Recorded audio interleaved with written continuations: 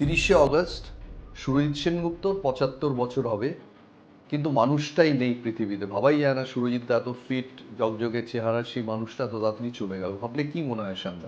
He was one of the best winger, right out. যার সঠিক mileage দিকে, যার সঠিক ড্রিবলিং, ফেন্টিং, তারপরে সেন্টার ঠিক আমার মাথায় এই হাইটেও আমি যে জাম্প করে গোল করতাম। He was one of the great right winger of Indian football. ছোটদের কিভাবে উপরে তুলে নিয়ে আসা যায় তার যদি উদাহরণ দেওয়া যায় তাহলে ১ নম্বর সুরজিৎ সেনগুপ্ত আসবে। ইডেন গার্ডেন্সের ফার্স্ট ম্যাচ সুরজিৎদা ড্রিবল করতে গিয়ে পড়ে গেলেন।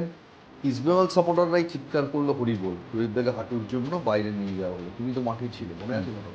যে প্লেয়ারটা ইস্টবেঙ্গল ক্লাবের জন্য এত কিছু করেছে এবং খেলে গেছে, তখন তার সম্পর্কে যখন এই ধ্বনিটা উঠলো তখন মনে দুঃখ লাগে।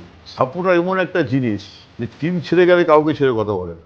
এখন যে বলে যে কোচরা ড্রিবল করতে দেয় না, এখন সুরজিৎ সেনগুপ্তর মতো খেলা চলতো না, এগুলো কি সত্যি? ফুটবল সিস্টেম ডিপেন্ড করে প্লেয়ারের ক্যালিবারের উপর। যারা এই কতগুলো বলেন তারা ফুটবলটা মানে ঠিক বোঝেন না।